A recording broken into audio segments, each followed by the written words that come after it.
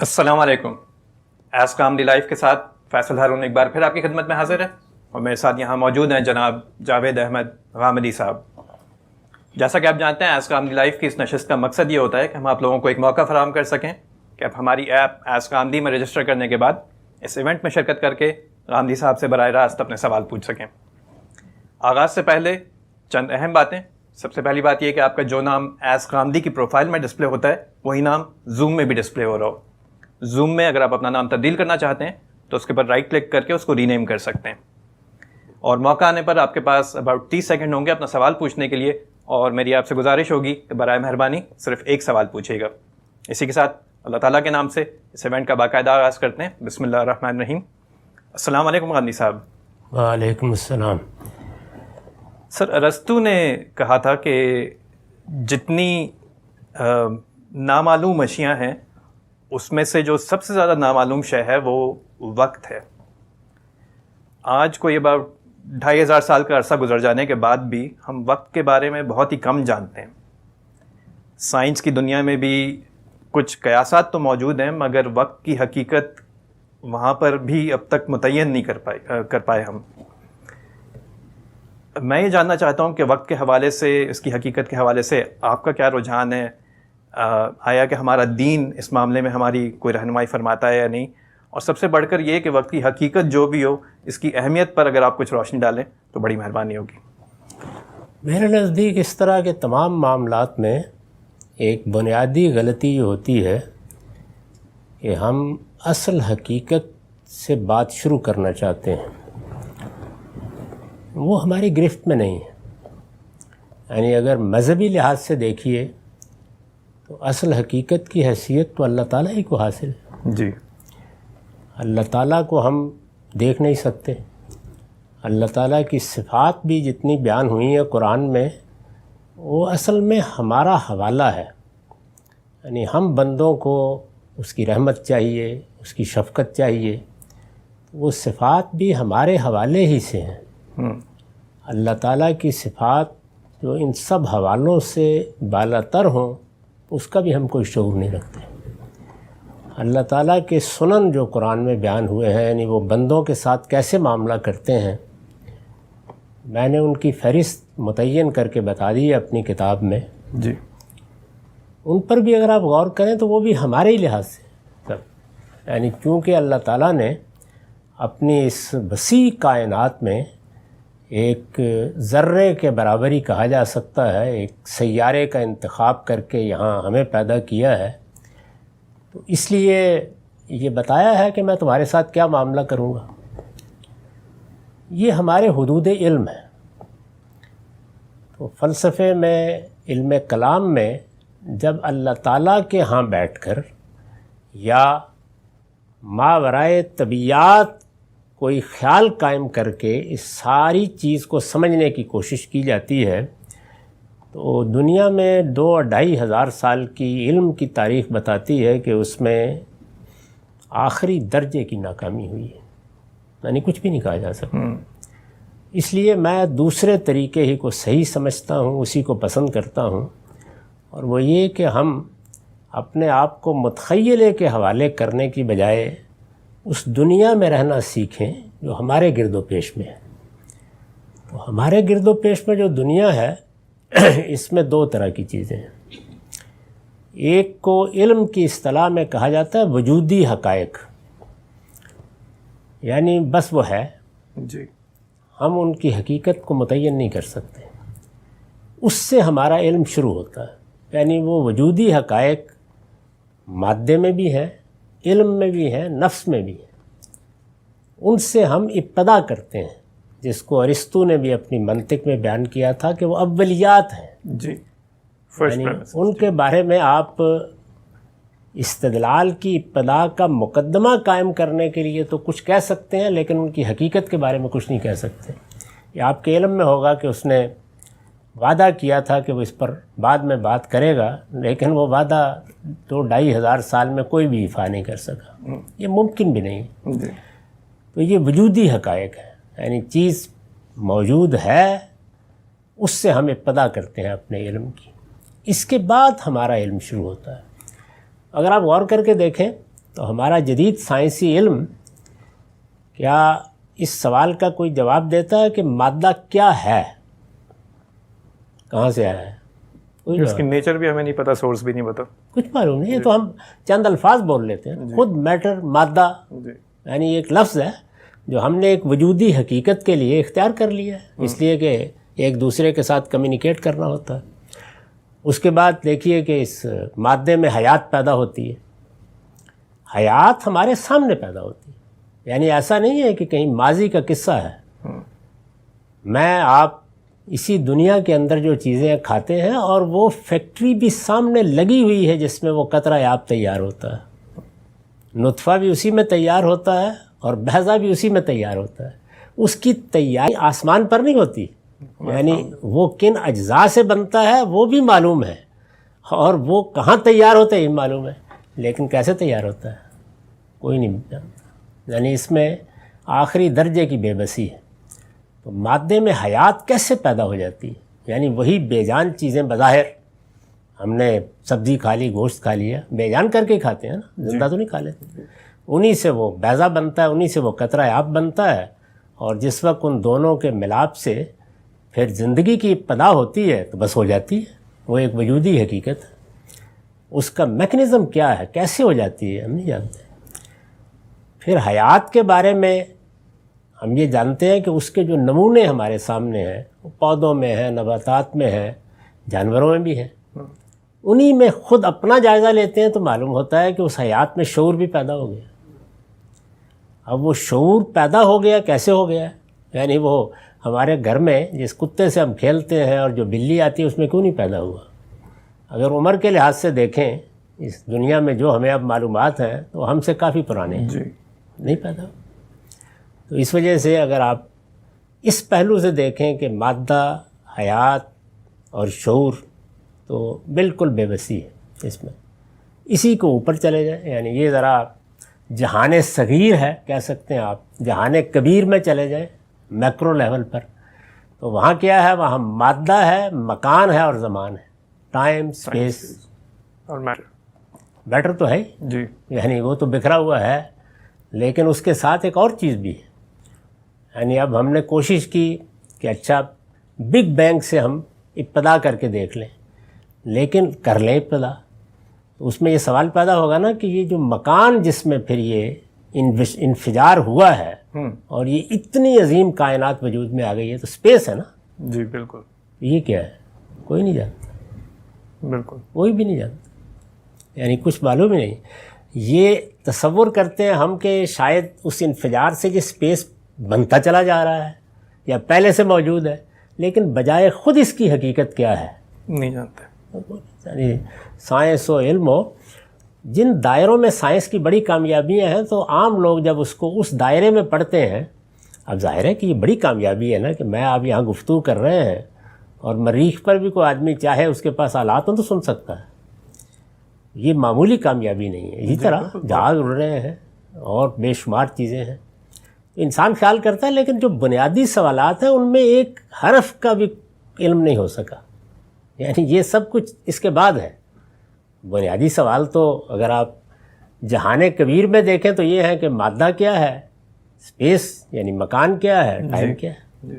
تو آپ نے سوال کیا تھا وقت کے بارے میں. جی، اس کو بھی دیکھنے کے دو ہی طریقے رہے ہیں. ایک تو یہ کہ جس وقت خدا اپنا تعارف ہمیں کراتا ہے تو وہ کہتا ہے باقی ہے، وہ یعنی خدا ہے. تو ہونے کے احساس نے ذہنی لحاظ سے زمان کا تصور پیدا کر دیا. تو اصل میں یہ بھی خدائی کی صفت کا ظہور ہے. ایک طریقہ دیکھنے کا یہ ہے. اور دوسرا وہی ہے کہ ہم جس مکان میں مادے کا انفجار دیکھ کر اس دنیا کو بنتے دیکھ چکے یا بن گئی اور اب اس کو آگے بڑھتے دیکھ رہے ہیں، تو اس میں ہم جس طریقے سے مادے کی ایک وجودی حقیقت سے دوچار ہیں، اسی طریقے سے زمان اور مکان سے بھی. تو ساری علم کی تاریخ یہی ہے. تو اس میں وہ جو ایک سوال کیا تھا نا جبریل نے رسول اللہ سے کہ مل مسئول عنہا عالم من السائل، یعنی جس سے سوال پوچھا گیا ہے وہ بھی اتنا ہی واقف ہے جتنا پوچھنے والا ہے. اس میں یہی کھڑی ہے دنیا میں. اس کو مان کے آگے چلنا چاہیے. بہت شکریہ سر، بہت آپ نے تفصیل سے اس بات کو واضح کیا. سوالات کی جانب آگے بڑھتے ہیں. سب سے پہلا سوال ہم لیتے ہیں عدنان امین صاحب کا. عدنان صاحب اپنا سوال آپ پوچھ سکتے ہیں. عدنان امین صاحب اپنا سوال پوچھ لیجیے. جی السلام علیکم. وعلیکم السلام. سوال یہ کہ شہزاد سلیم صاحب نے جو آپ کے ترجمہ قرآن کا انگلش میں ترجمہ کیا ہے اور البیان کا وہ کر رہے ہیں، شاید مکمل ہو چکا ہے. آپ کی آواز نہیں آ رہی عدنان صاحب. دکھائے اور کیا آپ یہ سمجھتے ہیں؟ جی میری آواز اب آ رہی ہے؟ جی اب آ رہی ہے. جی فرمائیے. جی شہزاد سلیم صاحب نے جو ترجمہ قرآن کیا ہے اور البیان کا ترجمہ انگلش میں وہ کر رہے ہیں یا ہو چکا ہے، کیا وہ آپ نے خود پڑھا ہے اور آپ کے خیال میں کیا انہوں نے آپ کے جو اردو میں کام ہے اس کو ریزنیبل حد تک انگلش میں ایسا ترجمہ کیا ہے جس سے آپ خود مطمئن؟ شکریہ. دیکھیے ترجمہ ایک بڑی مشکل چیز ہے، اور جب بھی کوئی نیا فکر وجود میں آتا ہے یا نئی تخلیقات ہوتی ہیں تو اس میں دسیوں تراجم کے بعد وہ جگہ آتی ہے جہاں کہا جا سکے کہ اب بڑی حد تک مدعا ادا ہو گیا ہے. آپ دیکھیں کہ قرآن مجید کے ترجمے خود میری اپنی زندگی میں نے بھی کیا ہے. میرے علم میں ہے کہ ہماری اردو میں 10 سے زیادہ ہوئے ہیں. یہ ہوتے رہتے ہیں. تو اس لیے انہوں نے ایک کاوش کر کے اپنے علم کی حد تک میرے نقطہ نظر کو منتقل کیا ہے، بڑی حد تک ٹھیک کیا ہے، لیکن اس میں ابھی بہت گنجائش ہوتی ہے. ترجمے ہوتے رہیں گے، لوگوں تک بات پہنچتی ہے، پھر ہر زبان کے جاننے والے اپنے اپنے طریقے سے اس کو بیان کرتے ہیں. ہمارے عہد کے ایک بڑے عالم مولانا سید ابو اللہ صاحب مودودی کی تفہیم القرآن کا ترجمہ سب سے پہلے اکبر صاحب نے کیا تھا، اور آخری ترجمہ ڈاکٹر ظفر اسحاق انصاری نے کیا. تو آپ دونوں کا تقابل کر کے دیکھ لیجیے، اندازہ ہو جائے گا کہ کتنا فرق واقع ہو جاتا ہے. تو یہ ہوگا. انہوں نے ایک بڑی خدمت ڈاکٹر شہزاد سلیم صاحب نے انجام دی ہے کہ اپنی پوری زندگی لگا کر ہمارے ہاں جتنا کام ہوا ہے، اب تو تدبر قرآن کا ترجمہ بھی ان کا مکمل ہونے والا ہے، اس کو منتقل کر دیا ہے. جی اس سے ان لوگوں کو تحریک ہوگی جو اس کو اور بہتر کریں گے. تو یہ تو ہوتا رہتا ہے. جی بہت شکریہ سر. آگے بڑھتے ہیں. اگلا سوال ہم لیتے ہیں محمد قاسم کا. قاسم آپ اپنا سوال پوچھ لیں. السلام علیکم. وعلیکم وعلیکم السلام. السلام. سر ربندر ناتھ ٹیگور نے ایک نظم لکھی تھی جس میں سے ایک پیراگراف کو ہندوستان کا نیشنل اینتھم بنا دیا گیا. تو جب اس نظم کا پوری طرح سے جائزہ لیتے ہیں تو لوگ کہتے ہیں کہ وہ نظم انہوں نے شری کرشنا جو ہندوؤں کے ایک بھگوان ہیں ان کی تعظیم ان کی عزت میں لکھی تھی. لیکن جب اس کا ترجمہ پڑھتے ہیں اور بہت کوئی کہتے ہیں کہ اس لیے اس نظم کو پڑھنا ہندوستان کے نیشنل اینتھم کو پڑھنا شرک ہے. لیکن جب اس کا ترجمہ دیکھتے ہیں تو ترجمہ کچھ اس طرح سے ہے کہ تمام انسانوں کے دلوں کے مالک تیرے ہی ہاتھوں میں ہندوستان کی تقدیر ہے. اور تعریف صرف اور صرف تعریف نظر آتی ہے. تو میرے دل میں بات یہ آتی ہے کہ تمام انسانوں کے دلوں کے مالک تو اللہ کے علاوہ کوئی اور ہو ہی نہیں سکتا. اور یہ ساری تعریف میں کسی بھگوان کا تو نام ذکر نہیں ہے، بس جو بھی تعریف ہے اللہ کے علاوہ کسی اور کی یہ تعریف ہو ہی نہیں سکتی. اس میں آگے جا کے ہے ہم تیرے ہی برکتوں کے طلبگار ہیں اور تیرے ہی تو حمد گنگناتے ہیں. تمام انسانوں کی بھلائی تیرے ہی ہاتھوں میں ہے، تیرے ہی ہاتھوں میں ہندوستان کی تقدیر ہے. تو بتائیے کہ اگر ہم اس کو اللہ کو تصور کر کے اگر ہم ہندوستان کے نیشنل اینتھم کو پڑھتے ہیں تو کیا یہ شرک ہوگا؟ چونکہ اگر انہوں نے شری کرشن کی تعظیم میں لکھی ہے، یا پھر ہم واضح ہو گئی بات. شکریہ قاسم. دیکھیے بات یہ ہے کہ کسی چیز کا ماضی کیا ہے، کس پس منظر میں کوئی بات کہی گئی، وہ علمی لحاظ سے تو توجہ کا مستحق ہو سکتا ہے، لیکن اب چونکہ اس کو ایک ترانے کے طور پر، اگر میں غلط نہیں سمجھا تو آپ کا اشارہ وندے ماترم کی طرف ہے، اختیار کر لیا گیا ہے. بس یہ دیکھیں گے کہ اس میں کوئی ایسی چیز نہیں ہے. میرا بھی احساس یہ ہے کہ اس طرح کی کوئی واضح بات نہیں ہے جس کو شرک قرار دیا جا سکے. تو اس لیے بہت تنقیح کا طریقہ اس طرح کے معاملات میں نہیں اختیار کرنا چاہیے. ہر مسلمان اپنے عقیدے کا اظہار کرتا ہے اور کوئی واضح چیز ہو تو اس سے تو بچنا چاہیے، لیکن کسی چیز کی دو توجیحات ہو سکتی ہیں یا اس کے ماضی کے لحاظ سے اس کا کوئی مطلب آپ کے ذہن میں آتا ہے تو ایسی چیزوں سے صرف نظر کر لینا چاہیے۔ ٹھیک ہے سر، بہت شکریہ۔ اگلا سوال لیتے ہیں ہم جمیل وانی صاحب کا۔ جمیل، آپ اپنا سوال پوچھ لیں۔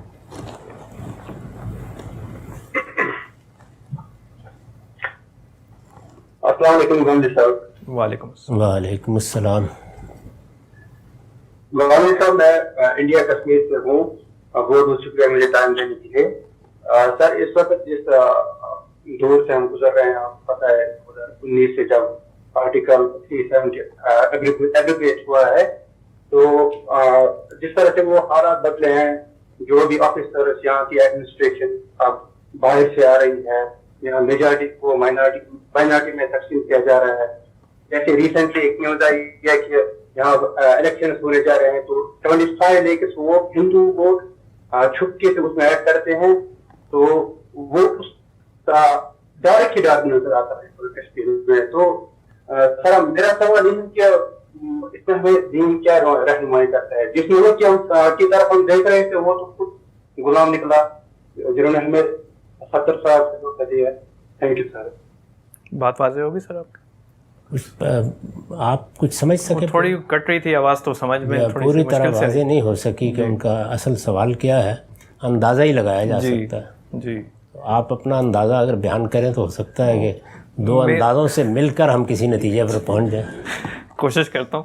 تو وہ آئی تھنک یہ کہنا چاہ رہے ہیں کہ جو نئے لاز 370 کا انہوں نے آئی تھنک حوالہ دیا ہے، اس کے حساب سے جو تقسیم ہو رہی ہے لوگوں کی، تو اس میں کچھ میجورٹی اور مائنورٹی کا جو سلسلہ ہے تو وہ کچھ واضح نہیں ہے، تو اس کے اندر دین کی کیا رہنمائی ہونی چاہیے ہمارے؟ دین اس میں کیا رہنمائی کرے گا؟ اس میں انسان کو اپنی عقل سے کام لینا چاہیے۔ جو کچھ ہو گیا اب ہو گیا، اور جب ہو گیا ہے تو آپ یہ جانتے ہیں کہ دنیا کے نقشے بدلنے کے لیے صدیوں انتظار کرنا پڑتا ہے، وہ آسانی سے نہیں بدلتے۔ اگر پہلی اور دوسری جنگ عظیم نہ ہوتی تو اس وقت جو نقشے بنے ہوئے ہیں یہ بھی وجود پذیر نہیں ہو سکتے۔ جی، نہ یورپ کا وہ نقشہ ہوتا، نہ مشرق وسطیٰ کا وہ نقشہ ہوتا۔ یہ معلوم ہے آپ کو کہ سلطنت عثمانیہ کا حصہ تھا یہ سب علاقے، عراق ہے، شام ہے، جزیرہ نما عرب ہے، مصر ہے، یہ الگ الگ ملک بن گئے۔ اسی طرح کا معاملہ 47 میں ہوا۔ اب وہ قصہ ماضی ہے، آپ کو دیکھنا چاہیے کہ اس وقت کیا صورتحال ہے۔ اس وقت کی صورتحال یہ ہے کہ ہندوستان یا بھارت اور ادھر پاکستان، میرے نزدیک یہ دو قومی ریاستیں ہیں، نیشن سٹیٹس ہیں۔ اس میں اصل چیز جس پر زور دینا چاہیے وہ یہ ہے کہ دونوں قومی ریاستوں کی حیثیت سے معاملہ کرنا سیکھیں، اور قومی ریاست کا اصول یہی ہے کہ ہر شخص کو برابر کی حیثیت حاصل ہے۔ کسی مذہب، کسی رنگ، کسی نسل کو ریاست کے نظام میں کوئی برتری حاصل نہیں ہے۔ اسی کا ایک لازمی نتیجہ یہ بھی ہے کہ آپ نقل مکانی پر بھی کوئی پابندی نہیں لگا سکتے۔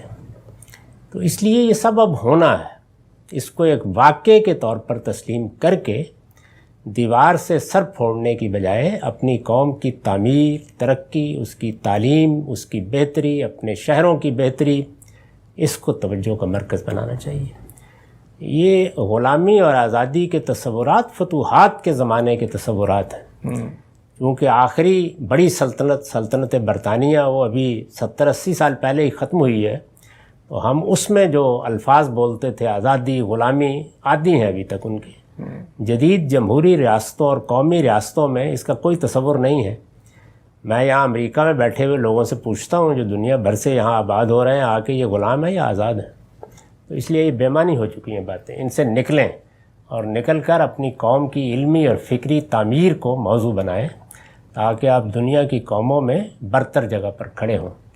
جو بدقسمت لیڈرشپ اس تبدیلی کو محسوس نہیں کر سکی، وہ بہت کچھ کھو کر بھی ابھی ماضی کا قصہ سنا رہی ہے۔ یہ ماضی اب قصہ پارینہ بن چکا، کوئی حقیقت نہیں ہے اس کی۔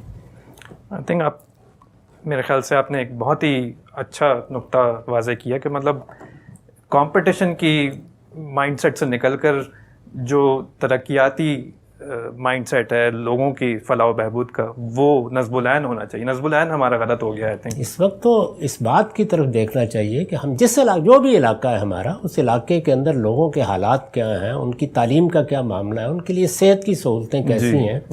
اگر ہم اپنے علاقے میں یہ محسوس کرتے ہیں کہ یہاں دنیا سے لوگ سیاح آ سکتے ہیں، اور یہ آپ جانتے ہیں کہ خود ٹورزم ایک بڑی انڈسٹری بن چکی ہوئی ہے. بعض ملکوں کا تو معاملہ یہ ہے کہ ان کی معیشت کا انحصار اس کے اوپر ہو کے رہ گیا. ہم نے خود 10 سال ملیشیا میں دیکھا کہ ان کے ہاں دوسرے تیسرے درجے میں ان کی معیشت اس پر مبنی تھی.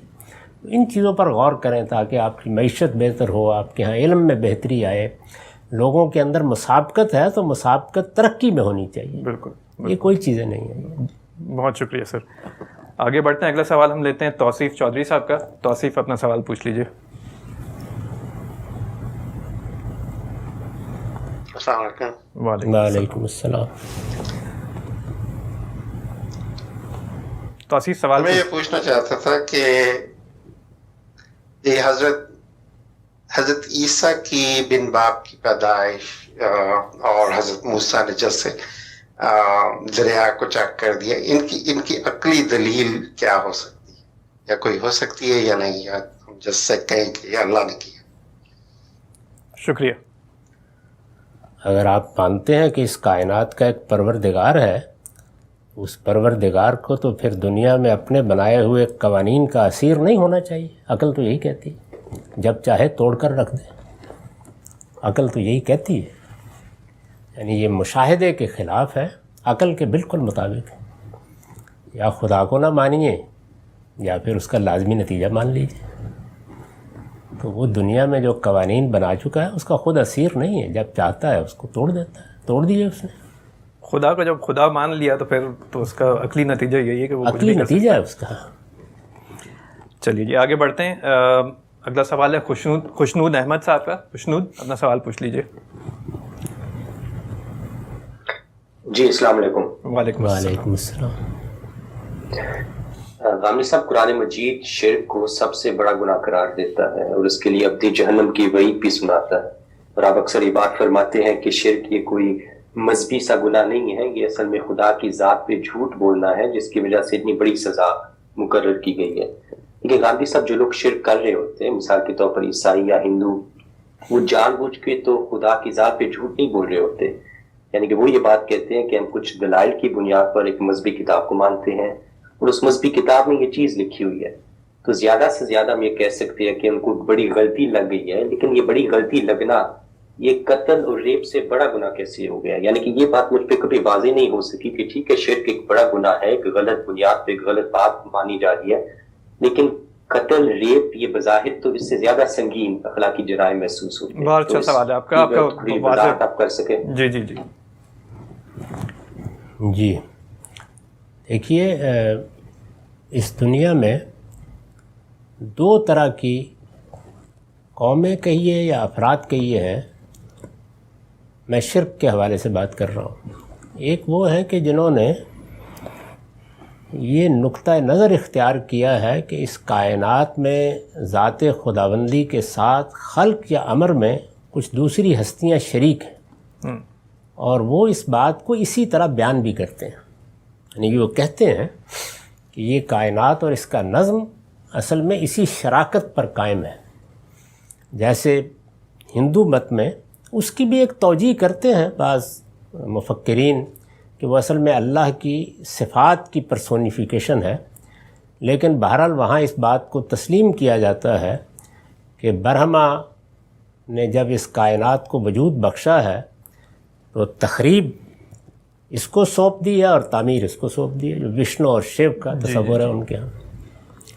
تو وہاں شرک کو بطور ایک مذہبی عقیدے یا نظریے کے یا ایک مذہبی تعبیر کے اختیار کیا جاتا ہے. یہ ہے جس کو افتراء علی اللہ کہا گیا. یہ سیدھا اللہ پر جھوٹ باندھنا ہے. ایک دوسری چیز وہ ہے جس میں کوئی مذہبی گروہ، یعنی جو پیغمبروں کی دعوت کو ماننے والے، جیسے مسیحی ہیں، ہم مسلمان ہیں، یہود ہیں، وہ کسی موقع پر اپنی کتاب کی تعویل میں غلطی کر کے شرک اختیار کر لیتے ہیں. تو اس دوسری چیز کے لیے ان کا عذر اللہ تعالیٰ کے ہاں ہو سکتا ہے، قابل قبول ہو جائے. میں نے اس پر کبھی یہ تبصرہ نہیں کیا. شرک کو اصول میں بیان کیا جاتا ہے کہ جب آپ جانتے بوجھتے یہ کہیں گے کہ اللہ کے ہاں خلق میں فلاں شریک ہے یا، تو پھر آپ جھوٹ باندھ رہے ہیں. جی، اس کے بارے میں مطلب غلطی لگ سکتی ہے انسان کو، تو اس میں سب سے بڑا جرم وہی ہونا چاہیے جو اللہ کے بارے میں ہو. یعنی بندے اللہ کے مقابل میں کیسے آ سکتے ہیں؟ لیکن قرآن نے بتایا ہے کہ 3 چیزیں اکبر الکبائر ہیں. ان میں پہلا شرک ہے، دوسرا قتل ہے، اور تیسرا بدکاری ہے. یہ تو سورہ فرقان میں، اور تینوں کی سزا ابدی جہنم ہی بیان کی. ٹھیک ہے سر. آگے بڑھتے ہیں. اگلا سوال ہم لیتے ہیں فیصل رسول سے. فیصل صاحب اپنا سوال پوچھ لیجیے.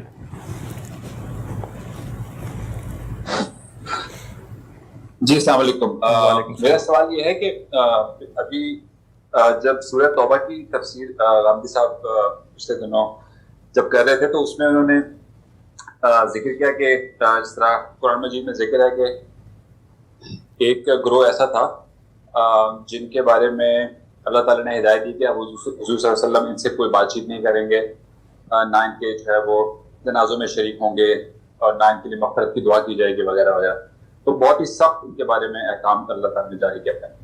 تو میں اس کا کمپیریزن اگر کروں لیٹ سے کہ فرعون کے ساتھ، تو اس کے جو بہت بڑے جرائم تھے ان کے باوجود اللہ تعالیٰ نے اس کو آخری وقت تک، یعنی کہ جب تک یہ آخری سانس تھی ان کو موقع ملا. جبکہ دوسری طرف اگر اس گروہ کو رکھا جائے تو ان کی زندگی بھی باقی تھی، لیکن پھر بھی ان کا سارا وہ جو تھا وہ یعنی کہ ان کا جو مغفرت کا پیریڈ تھا وہ ختم ہو چکا تھا، حالانکہ وہ زندہ تھا.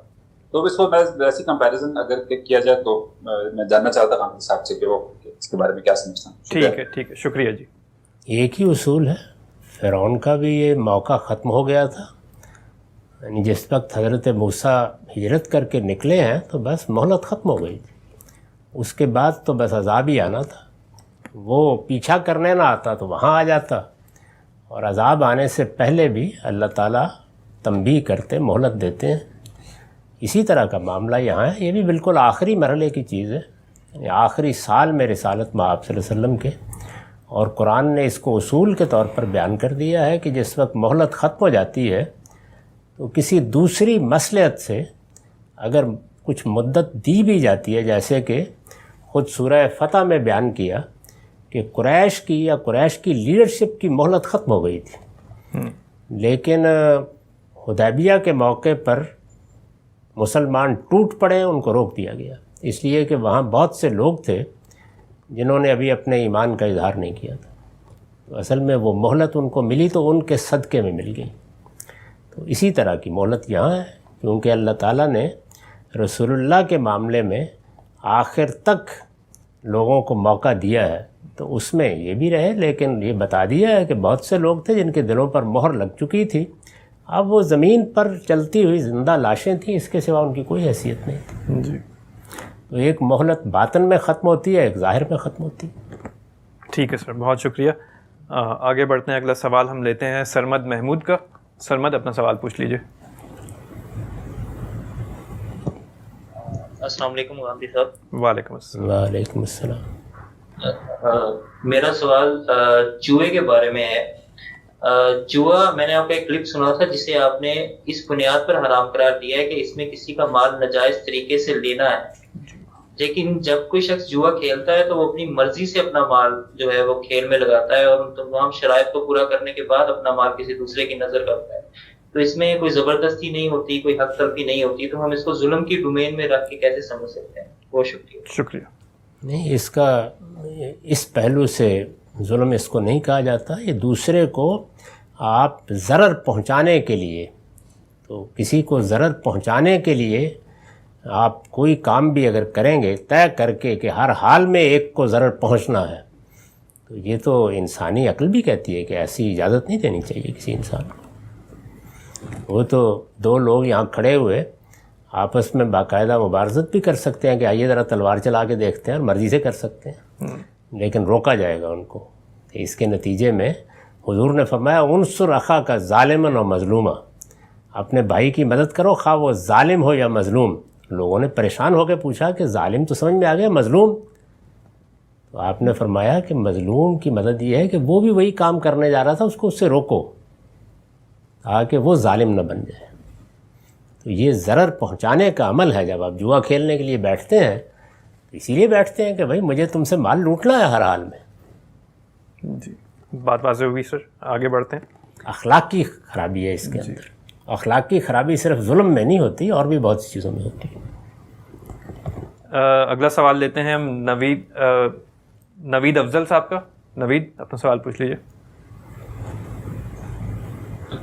السلام علیکم غازی صاحب. وعلیکم السلام.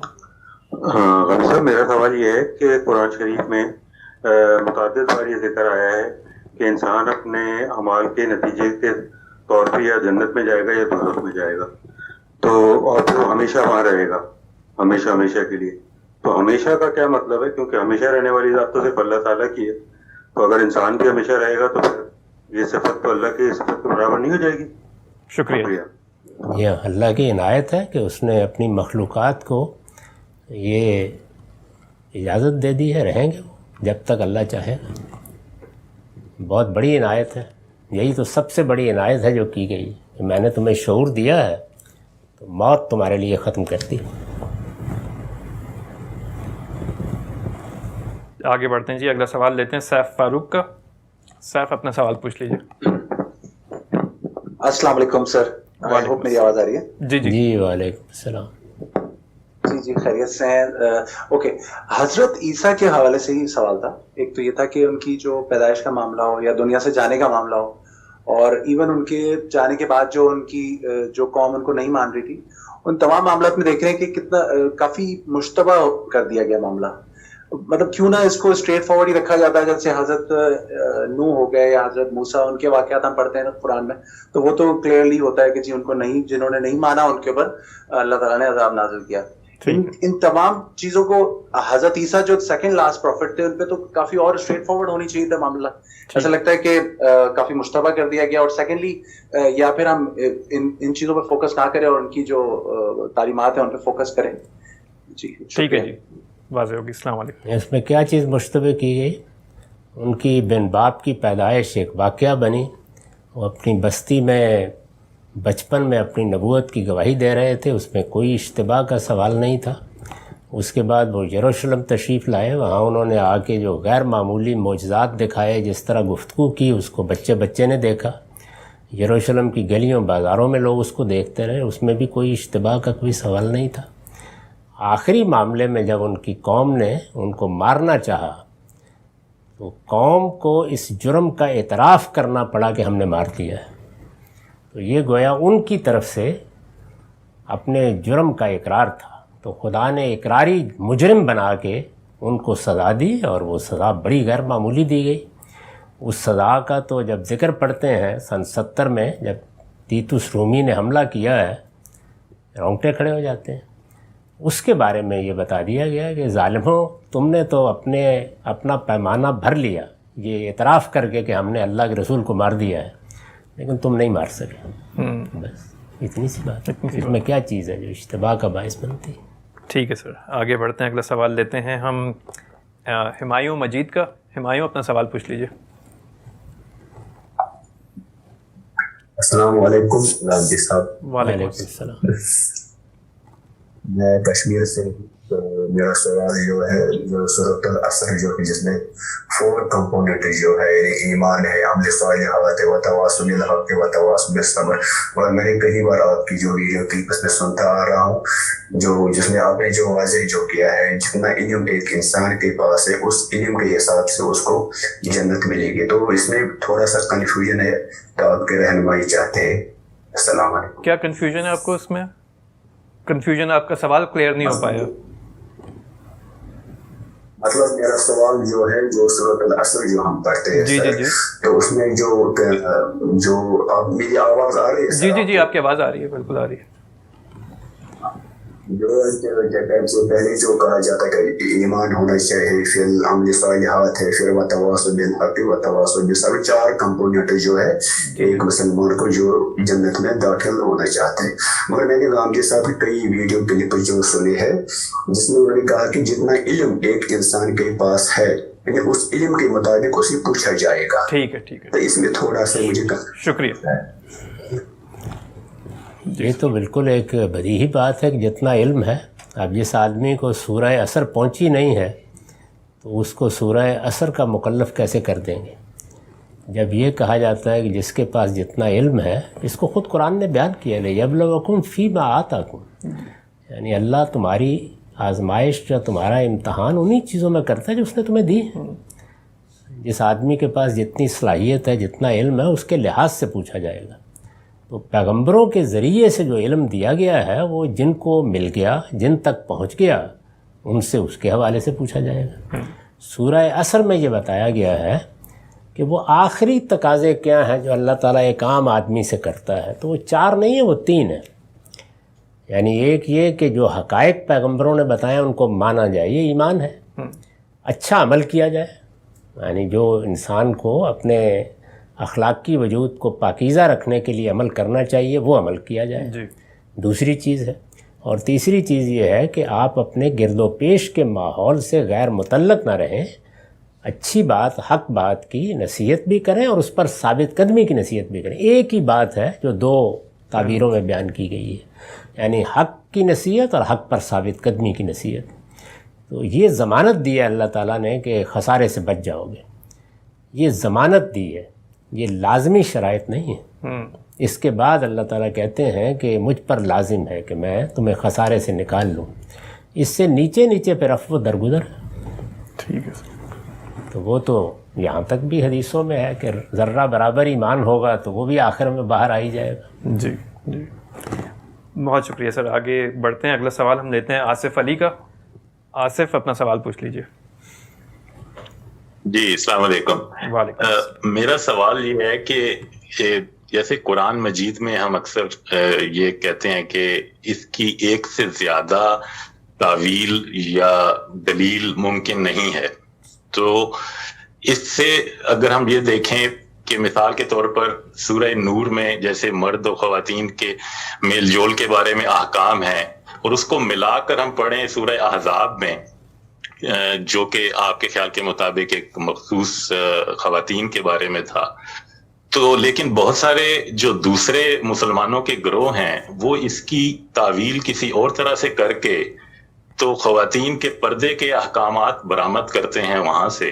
ठीक है। तो ये कैसे मुमकिन है कि हमें एक से ज्यादा तावील मुमकिन नहीं होगी कुरान मजीद की, और हम इसको कैसे जो है ना वो जस्टिफाई करेंगे? शुक्रिया जी।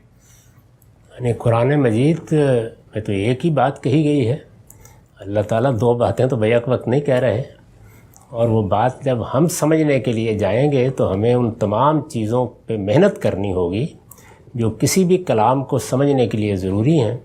यानी लफ्ज़ का हक़ अदा करें, जुमले को बिल्कुल सही जगह रख के देखें, और ये देखें कि उसका कॉन्टेक्स्ट और सियाक़ो सबाक़ क्या है। इनमें से किसी एक चीज़ को भी जब आप नज़रअंदाज कर देंगे तो फिर 10 तावीलें हो जाएंगी। मैं नज़रअंदाज करके हर आयत की 10-15 करके दिखा देता हूँ आपको। किसी भी किताब के साथ यही मामला हो सकता है। किताब के साथ यही मामला होता है। तो ये तो हमारा नक्स है, यानी हम उन तमाम चीज़ों का लिहाज नहीं करते। तीनों जो मरहले हैं उनको पूरी जिम्मेदारी के साथ हर तरह के तासुबात से बालातर होकर गुजारिए, उसके बाद कभी दूसरी तावील करके दिखाइए। चलिए जी, आगे बढ़ते हैं। बहुत शुक्रिया। अगला सवाल हम लेते हैं सैयद दानियाल इकबाल का। दानियाल, अपना सवाल पूछ लीजिए। जी, अस्सलाम वालेकुम। वालेकुम अस्सलाम। मेरी आवाज़ आ रही? जी जी जी, मेरा सवाल पूछना था कि एक आम इंसान कुरान का मुताला कैसे करे।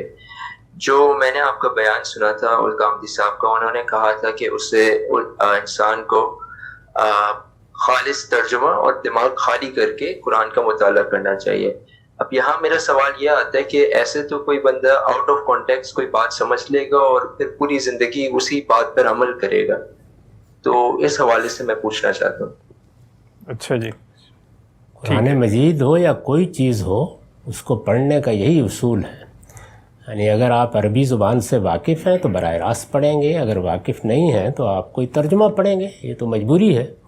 जब आप पढ़ें तो आप पेंसिल हाथ में ले लें, पूरी बात मैंने की थी, और कोई आपके जहन में نئی بات آئے یا کوئی سوال آئے تو اس کو نوٹ کریں، اور اس کے بعد پھر آپ دیکھیں کہ مختلف اہل علم نے اس کو کیسے سمجھا ہے۔ اس میں بھی ہر آدمی کو معلوم ہے کہ جو تفاسیر ہیں یا جو لوگوں نے انٹرپریشنز کی ہیں وہ اصلاً 2-3 سے زیادہ نہیں ہوتی۔ دیکھ لیں ان کو، ان میں سے جس آدمی کی یا جس مفسر کی رائے بھی آپ کو معقول لگے مان لیں، اور اگر آپ کو پھر اشکال باقی رہتا ہے تو کسی اپنے زمانے کے زندہ صاحب علم سے پوچھ لیں۔ تو ان تینوں مراحل سے آپ کو گزرنا چاہیے۔ باقی رہی یہ بات کہ کسی آدمی نے پہلی مرتبہ قرآن کا ترجمہ پڑھا، کوئی غلط بات سمجھ گیا، تو جب تک غلط بات کے لیے آپ کے باطن آپ کے اندر سے کھٹک پیدا نہ ہو یا باہر سے کوئی توجہ نہ دلائے، اس وقت تک اللہ کے یہاں ہر چیز کی معافی ہے۔ ٹھیک ہے سر، بہت شکریہ۔ ایک آخری سوال لیتے ہیں نوشابہ وسیم کا۔ نوشابہ اپنا سوال پوچھ لیجیے۔ جی السلام علیکم۔ وعلیکم السلام۔ میرا کوشچن یہ ہے کہ قرآن کی 2 آیتوں کے بارے میں، ایک جو آیت ہے تمہیں جو بھی مصیبت پہنچتی ہے وہ تمہارے اپنے ہی ہاتھوں کے کیے ہوئے کاموں کی وجہ سے پہنچتی ہے، اور اگر ہم اسی کی دوسری ایک آیت ہے اس میں، اور اگر اللہ تمہیں کسی مصیبت میں ڈالنا چاہے تو اس کے سوا کوئی اسے دور کرنے والا نہیں۔ تو میرا کوشچن یہ ہے کہ اس میں کس مصیبت کے بارے میں بات کی گئی ہے، اگر وہ ہمارا، اور آزمائش اور مصیبت میں کیا فرق ہوگا، ان دونوں آیتوں کو کس طرح کریں سمجھیں گے؟ شکریہ۔ آزمائش جب بھی آتی ہے 2 ہی صورتوں میں آتی ہے، یا کوئی تکلیف ہوگی، کوئی مشکل ہوگی، کسی مشقت میں ڈالا جائے گا، اس میں صبر کا امتحان ہوتا ہے، یا نعمت دی جائے گی، اقتدار بھی ہو سکتا ہے، علم بھی ہو سکتا ہے، حسن بھی ہو سکتا ہے، دولت بھی ہو سکتی ہے، تو اس میں شکر کی آزمائش ہوگی۔ وہ بھی آزمائش ہے، یہ بھی آزمائش ہے۔